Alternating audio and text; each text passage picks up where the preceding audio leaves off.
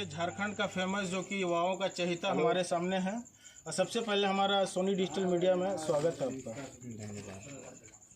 Sir, सबसे पहले पूछना चाहेंगे कि जो धनबाद लोकसभा से मुस्लिम प्रत्याशी पहली बार दिया गया है आपके पार्टी द्वारा, क्या कहेंगे, समाज में क्या संदेश जाएगा? एक पढ़ा लिखा नौजवान अगर राजनीति करने के लिए आया है तो पहली प्राथमिकता होगी सोशल इंजीनियरिंग, सोशल जस्टिस, सामाजिक न्याय। और मेरे सामाजिक न्याय में कहीं ना कहीं अल्पसंख्यक वोट बैंक नहीं रहेंगे। अब वो अल्पसंख्यक हमें वोट दें ना दें अलग विषय है, लेकिन मेरी नज़र में अल्पसंख्यक वोट बैंक नहीं रहेंगे किसी पार्टी का। अगर अल्पसंख्यकों का एक आबादी है तो वो लीडर रहेंगे हमारी पार्टी।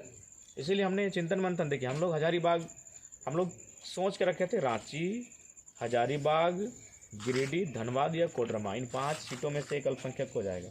लेकिन कोडरमा में हमारे पास तगड़े प्रत्याशी थे मनोज जी, हजारीबाग में भी हमारे पास अच्छे प्रत्याशी थे संजय जी, रांची में भी हमारे पास प्रत्याशी थे देवेंद्र जी, गिरिडीह से हम स्वयं हैं, तो लिहाजा धनबाद सीट बच रही थी। धनबाद का दिशा और दशा बदलने का क्या मैनिफेस्टो रहेगा?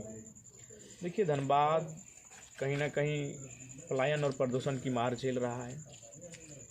धनबाद में जैसे जैसे खनन हो रही है, जल स्तर नीचे जा रहा है, लोगों का जीवन स्तर नीचे जा रहा है।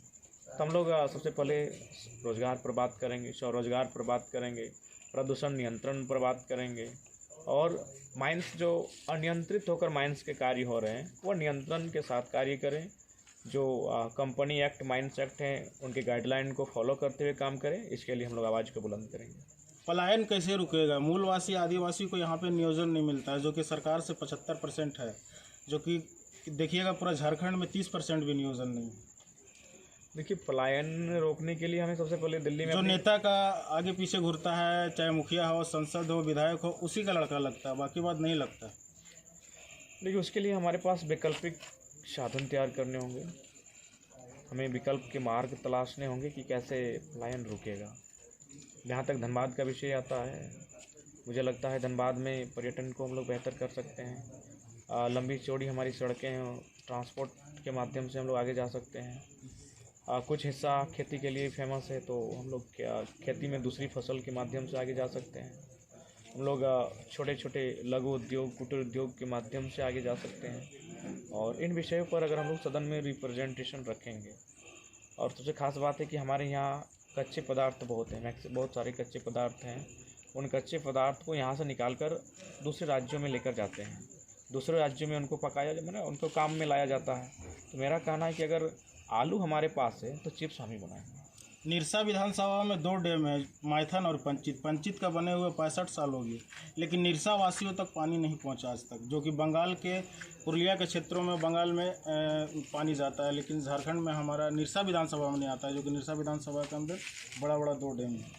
बिल्कुल, हमारे जो सांसद प्रत्याशी हैं, अगर ये विजयी भव होकर सदन में दस्तक देंगे तो निश्चय ही जो डैमों का पानी का विषय है उसे प्रमुखता के साथ और बिल्कुल मुखर होकर रखेंगे कि उस पानी का हिस्सेदारी हमें मिलना चाहिए। और पंचित डैम देती है 50,000 लोगों की रोज़गार। जो डैम का आसपास बसा हुआ 50,000 लोगों का रोज़गार होगा, वहाँ के लोगों का कहना है। मछुआरों का शोषण हो रहा माफिया द्वारा, मछली माफिया द्वारा।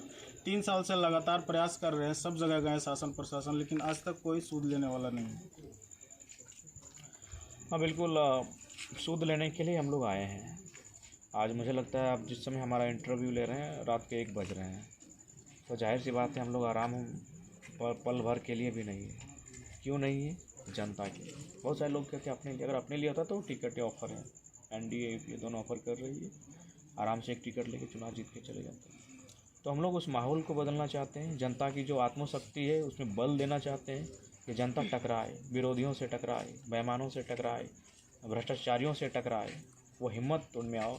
इसके लिए हम लोग गांव-गांव जाकर उनमें एक नई ऊर्जा का संचार करने का काम कर रहे हैं। धनबाद लोकसभा के अंदर बहुत सारे बाहरी वोट है, क्या आपको चाहिए या नहीं? देखिए, सबसे पहले बात, हमारा स्टैंड क्लियर है। हम लोग झारखंडित के मुद्दे के साथ हैं। हमारे लोग भी 5 लाख रहते हैं महाराष्ट्र में, लेकिन महाराष्ट्र के नेतृत्व को चुनते हैं महाराष्ट्र के लोगों के अनुसार, क्योंकि महाराष्ट्र के लोगों वहाँ उन्होंने हमें शरण दिया है, हमें जीवन यापन का अवसर दिया है, तो जाहिर सी बात है उनको स्वीकारेंगे।